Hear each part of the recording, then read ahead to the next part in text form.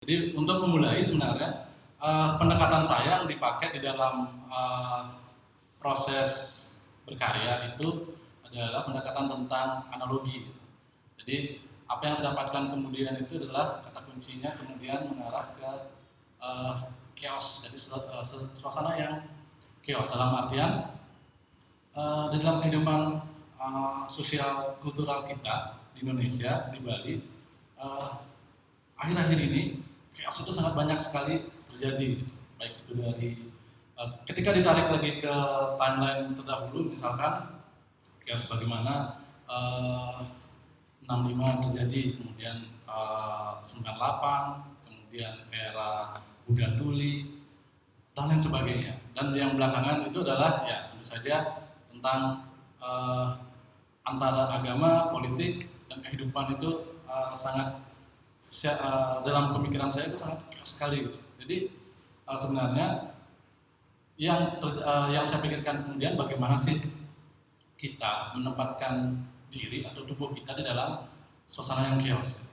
Jadi satu hal kemudian bahasa analogi kemudian saya memikirkan bukan memikirkan menarik kembali pengalaman saya apa sih yang paling dekat dengan suasana chaos ini gitu.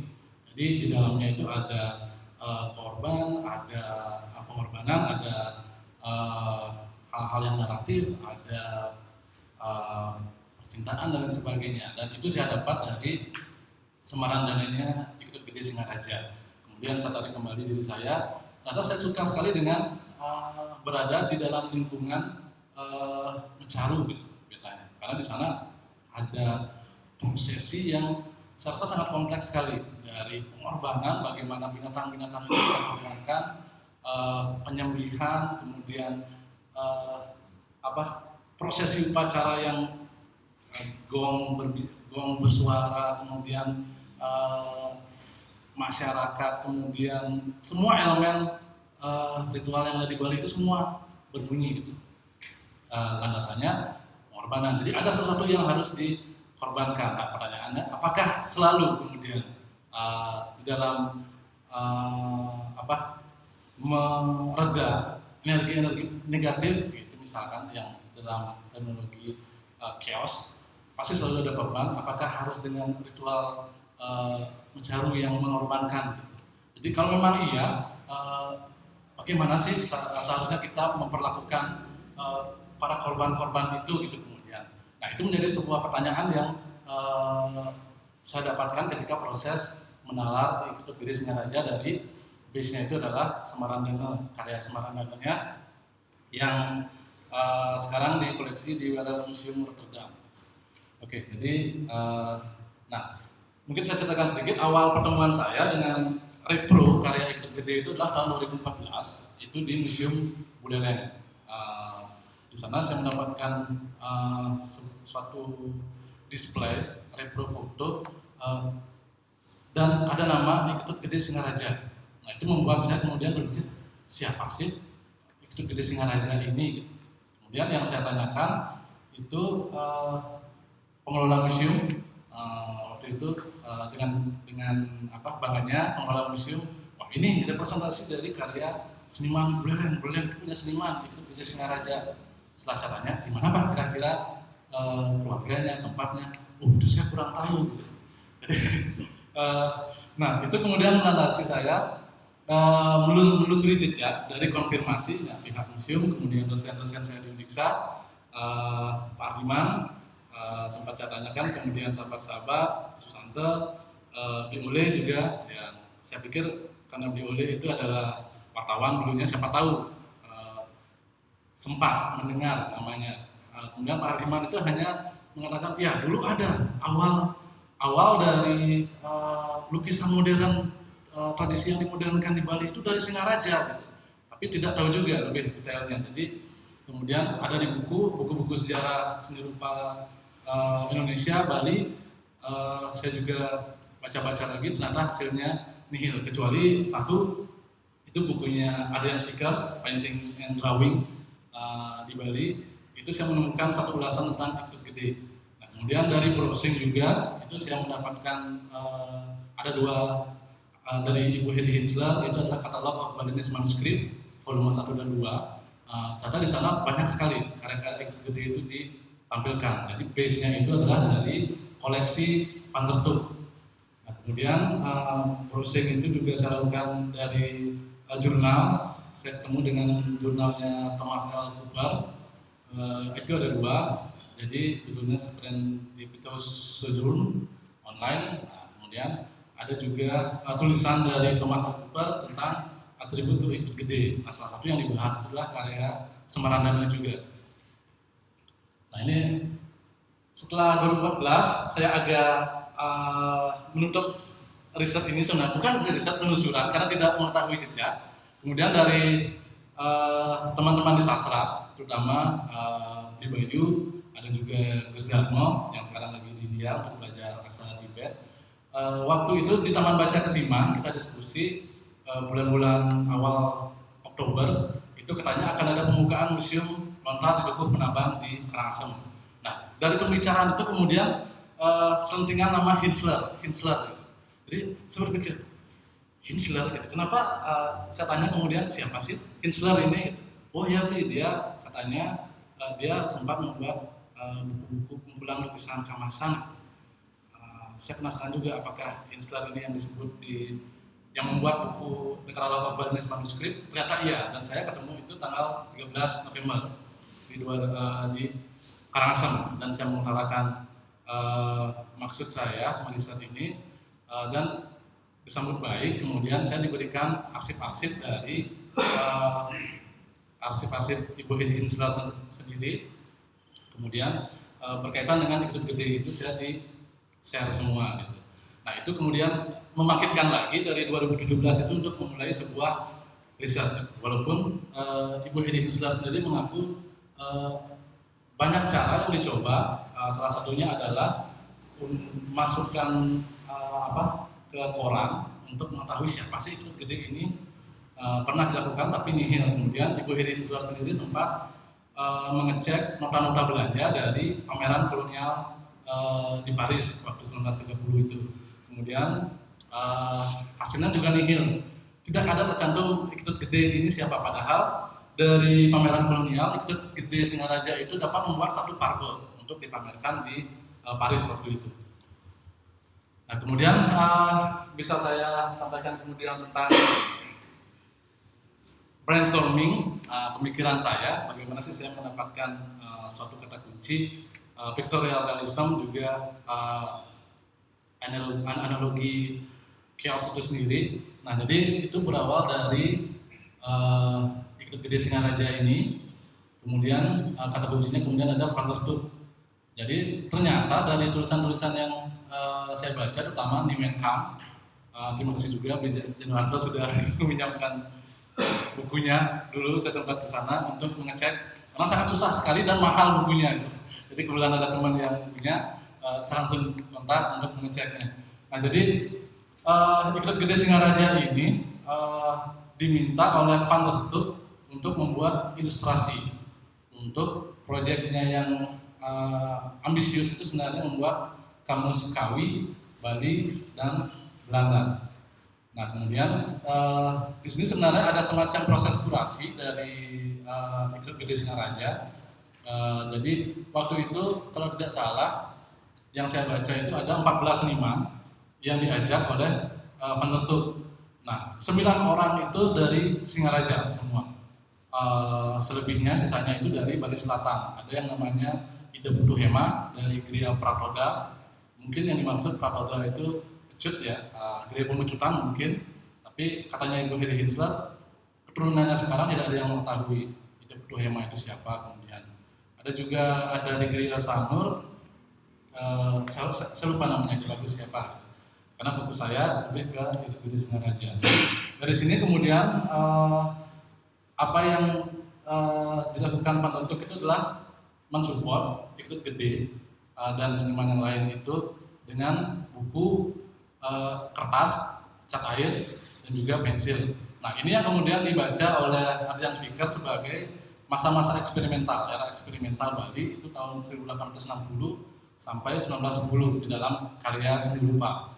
Nah, kemudian pertemuan dengan karya lukisan Iqdot Gede itu Semaran menjadi fokusnya. Nah dari Semaran ini saya kemudian membaca atau membagi-bagi kembali bagian mananya sih yang menarik dari karya Semaran ini, sampai saya menemukan 4 kata kunci. Itu adalah fragmen, jadi potongan gambar dari yang banyak, kemudian saya potong menjadi satu fragmen.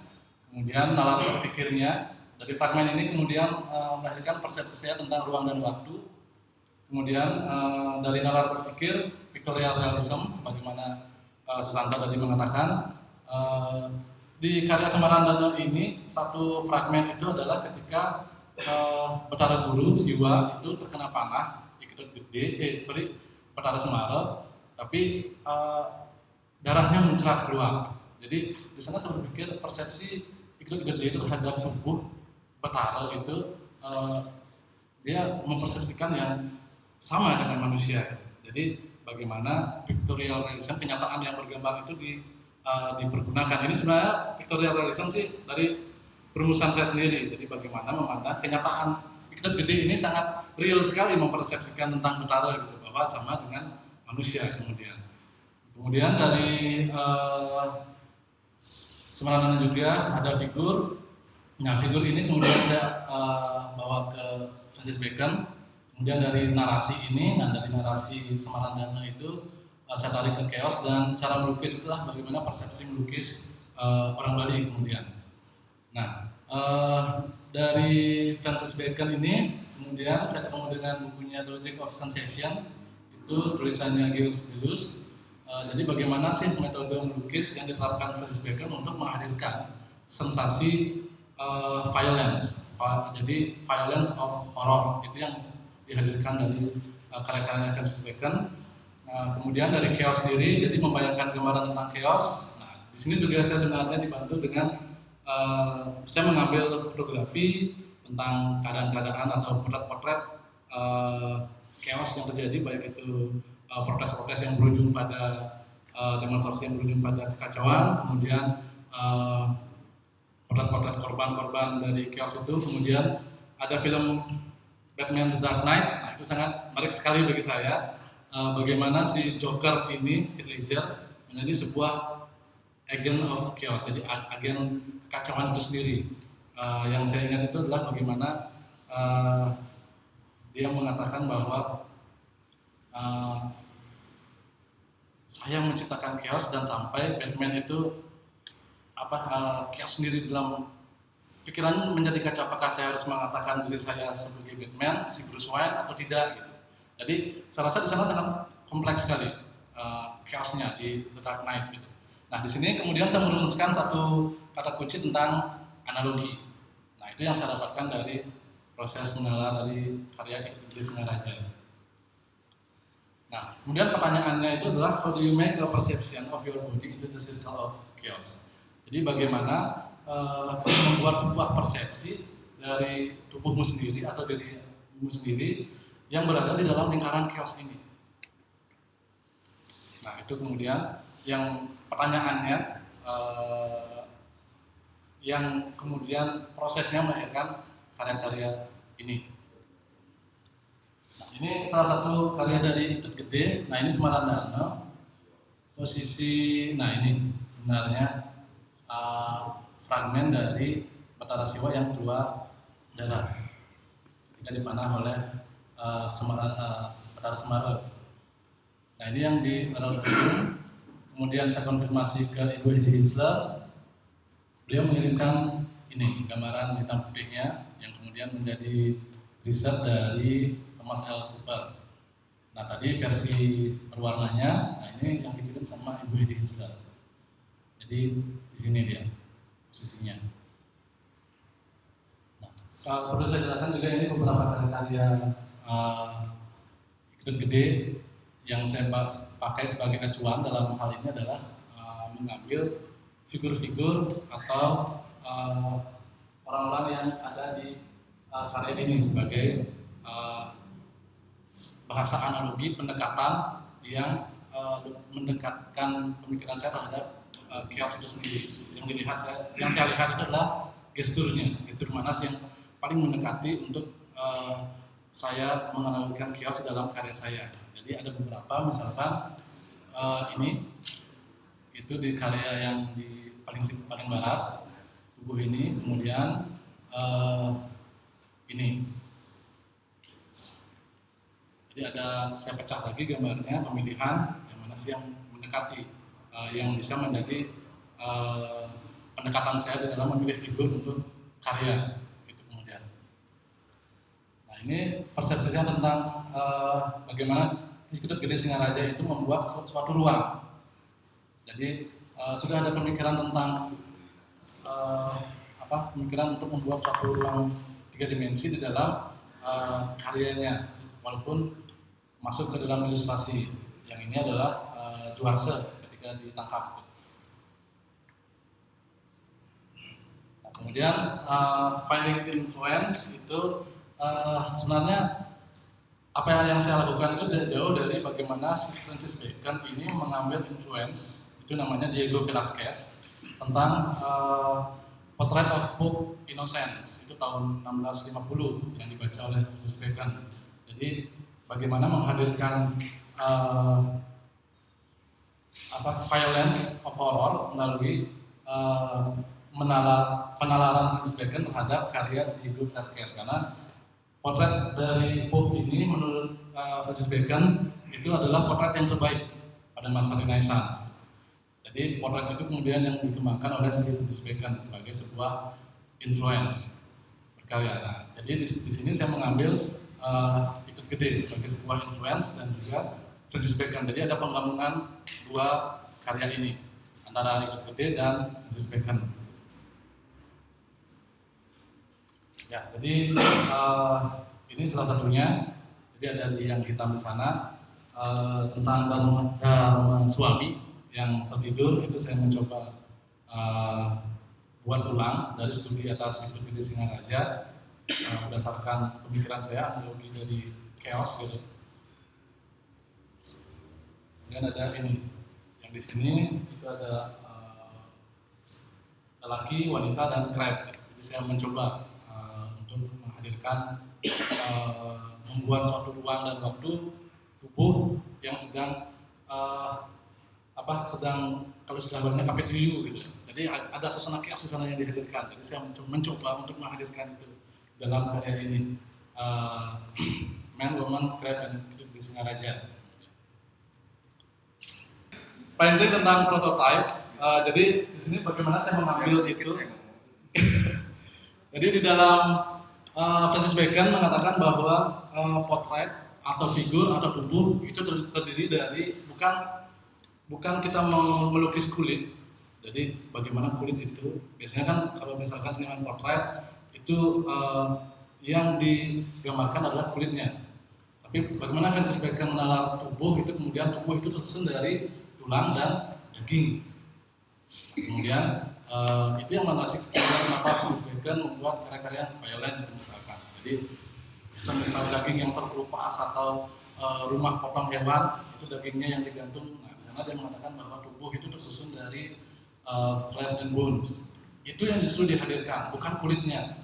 Nah, jadi di sini kalau untuk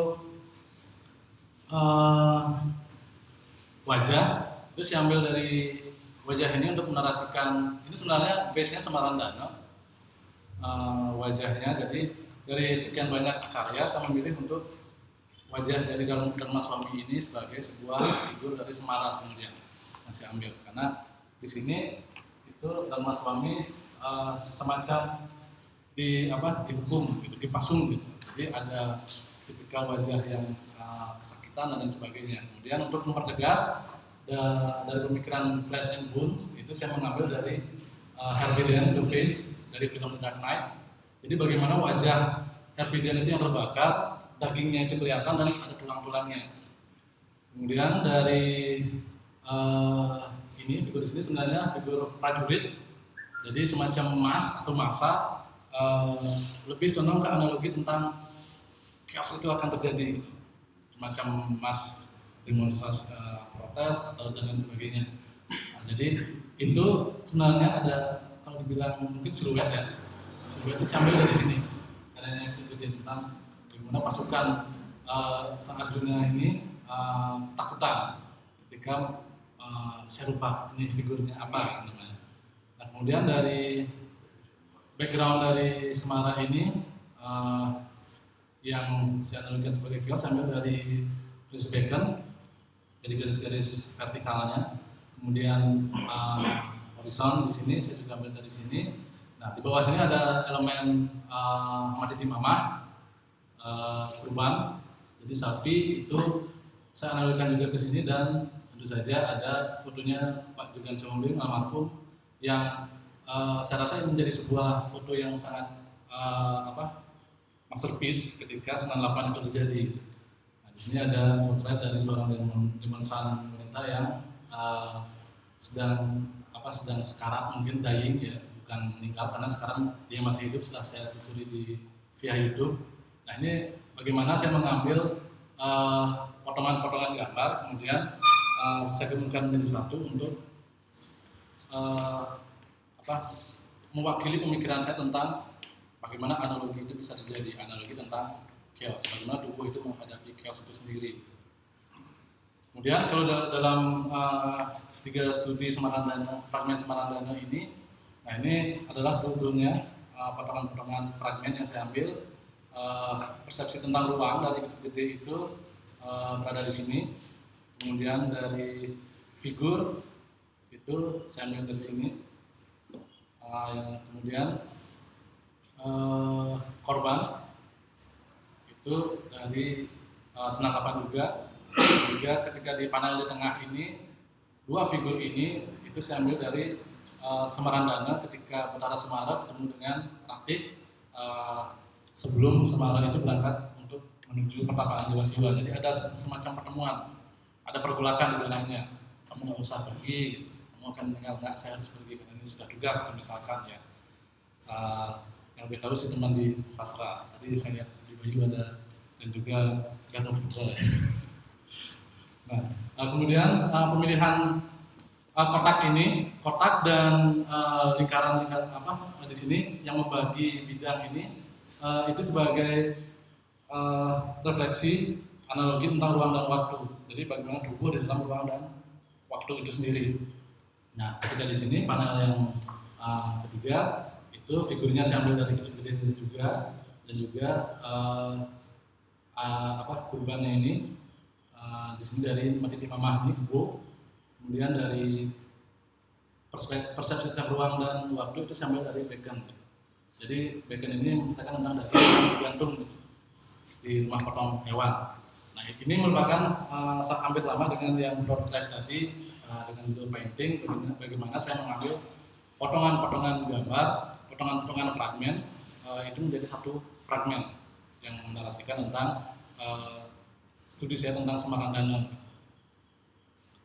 Oke, untuk yang terakhir sebenarnya melalui proses art and research ini saya tidak hendak menjawab persoalan bagaimana saya memposisikan tubuh saya di dalam chaos atau apapun itu tentang tubuh dan chaos, tapi justru saya mengetengahkan suatu masalah. Jadi saya kembalikan lagi ke audiens, ya karena ini adalah saya rasa memang wacana yang kita semua mengalaminya gitu, bukan hanya saya sendiri. Semua orang mengalami. Jadi saya tidak hendak menjawab pertanyaan-pertanyaan yang saya dapatkan kemudian, tapi karena ini berhubungan dengan konteksnya sosiokultural juga, chaotic itu di mana-mana akan terjadi. Jadi saya tidak hendak menjawab, saya mengetengahkan suatu permasalahan.